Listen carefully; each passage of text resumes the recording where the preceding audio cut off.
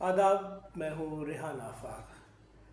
دوستوں، ایک سلسلہ شروع کیا ہے ایک پروگرام کا، اور اس سلسلے میں کوشش ہوگی کہ میں اپنی نظر سے جو تجزیہ کر سکوں، جو اخباری خبریں ہیں یا پھر کچھ ادب کے بارے میں، کچھ فلم، ٹی وی، ان سب کے بارے میں کوئی بات کر سکوں، یا اپنی زندگی کا کوئی تجربہ شیئر کر سکوں۔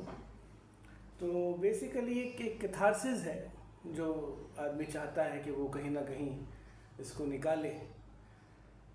راحت اندوری صاحب کو ایک مصرع بڑا زبردست ہے کہ کرایہ دار ہے ذاتی مکان تھوڑی ہے۔ تو یہیں سے بات کا آغاز کرتے ہیں کہ پچھلے 4 سال سے جو ہے میں جو ہوں وہ مختلف صورتحال ہوئی، اور پھر میں کرائے کے مکانوں میں رہنا مجھے ہوا۔ اور اس سے پہلے 4 سال پہلے ہمارا اپنا ایک مکان تھا، اور جب مکان تھا تو اس کی قدر نہیں تھی۔ اس کے بعد جناب اس کو ہم نے سوچا ہم کراچی چلے جاتے ہیں، اور پھر کراچی جانے کے بعد ایک اور جرنی شروع ہوئی، اور ہمارے وہاں جو ہے وہ سلسلے ایسا ہوا کہ وہاں رہنا مشکل ہو گیا۔ پھر دوبارہ بہرحال مختصر یہ کہ کراچی سے دوبارہ حیدرآباد آنا ہوا، اور پھر ہم اپنی نوکریوں میں مصروف ہو گئے۔ لیکن وہ جو سلسلہ ہے مکان کا، کہ کرائے کے مکان میں رہنا اس قدر مشکل ہے کہ آدمی کو اللہ یاد آ جاتا ہے۔ نہ تو پانی ہوتا، اب 25 ہزار روپے کرایہ دے کر جب آپ کو پانی نہیں ملے، جب آپ کا بل حد سے زیادہ آئے، تو آدمی ایک سوچتا ہے کہ زندگی کی بہت بڑی غلطی جو ہے وہ آدمی کا ہوتا ہے گھر اپنا چھوڑنا۔ ابھی آج کل ایک بڑی زبردست خبر جو ہے وہ گردش میں ہے، وہ بہت سے موٹیویشنل اسپیکرز یہ کہہ رہے ہیں کہ شاہ رخ خان نے 2021 میں جو منت ان کا بنگلہ ہے وہ 13 کروڑ کا لیا تھا، اور آج اس کی جو ویلیو ہے وہ 200 کروڑ کی ہے۔ اور اگر یہی پیسے وہ اسٹاک مارکیٹ وغیرہ میں کہیں لگا دیتے تو ان کا جو پیسے ہیں ان کے پاس وہ 1000 غالباً 1000 کروڑ ہو جاتے یا 1 ارب ہو جاتے۔ مگر میں یہ کہتا ہوں کہ بھائی شاہ رخ خان بہت عقل مند آدمی ہے۔ بات یہ ہے کہ آپ جھونپڑی میں رہیں لیکن آپ کی چیز اپنی ہونی چاہیے، اور جب پانی آپ کو میسر ہو تو میں تو سمجھتا ہوں کہ جب سے ہم اپنے گھر سے نکلے ہیں تو اس کے بعد تو ہم یہ سوچتے ہیں کہ بھائی پانی کی قدر ہمیں کرنا آ گئی، اور ہم آپ لوگوں سے بھی سب سے دعا گو ہیں کہ آپ ہمارے حق میں دعا کیجئے کہ ہمیں جلد از جلد جو ہے وہ ہمیں اپنے گھر میں رہنا نصیب ہو۔ اور واقعی یہ چھت کا ہونا جو ہے بہت بڑی بات ہے، اور کسی فلاسفر نے یہ کہا تھا کہ جتنی ایریا آپ کے مکان کی چھت ہوتی ہے اتنا آسمان آپ کا ہوتا ہے۔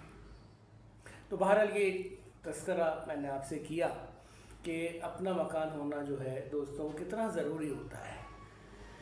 تو آپ جب بھی کبھی مکان بیچنے سے پہلے 10 دفعہ اس کو سوچیں کہ ہمیں جو ہے کسی اگر نئے شہر جانا ہے تو وہاں کیا ہوگا، یا مکان کا کیا ریپلیسمنٹ ہے۔ بہرحال اب ذرا ہم بات کر لیتے ہیں ایک نوشاد صاحب کی کتاب، میرے پاس ان کی خود نوشت ہے، اس میں بڑی زبردست کتاب ہے یہ جو میں نے پڑھی ہے۔ نوشاد صاحب بڑے کمال کے موسیقار اعظم کہا جاتا ہے ان کو۔ تو وہ ایک چھوٹا سا ان کا واقعہ ہے، تھوڑا سا میں آپ کے سامنے پیش کر دیتا ہوں۔ وہ لکھتے ہیں کہ شکیل بدایونی مرحوم میرے سوا کسی اور موسیقار کے ساتھ کام نہیں کرتے تھے۔ جب فلم چودھویں کا چاند بننے والی تھی تو روی نے شکیل مرحوم کے ذریعے مجھے پیغام بھیجا کہ شکیل صاحب کو اجازت دے دیجئے تاکہ میں اس فلم میں شکیل صاحب کے ساتھ کام کر سکوں۔ میں نے شکیل صاحب کو باخوشی اجازت دے دی۔ یہ پہلا موقع تھا جب شکیل صاحب کسی دوسرے موسیقار کے ساتھ کام کر رہے تھے۔ فلم بنی اور ریلیز ہوئی تو اس کی موسیقی اور گیتوں نے خوب تہلکہ مچایا۔ بعد میں روی اور شکیل مرحوم نے مل کر کئی فلمیں کیں اور خوب نام کمایا۔ تو شکیل بدایونی صاحب بڑے کمال کے، جب پیار کیا تو ڈرنا کیا، اس طرح کے بے تحاشا گانے ہیں، آؤ ہمارے ہوٹل میں، اور کسی دن اس پر بات کریں گے۔ اور اب گرمی پہ تھوڑی سی بات کرتے ہیں، اور پھر میں آپ کو ایک ناصر کاظمی کی جو ہے وہ غزل سناتا ہوں۔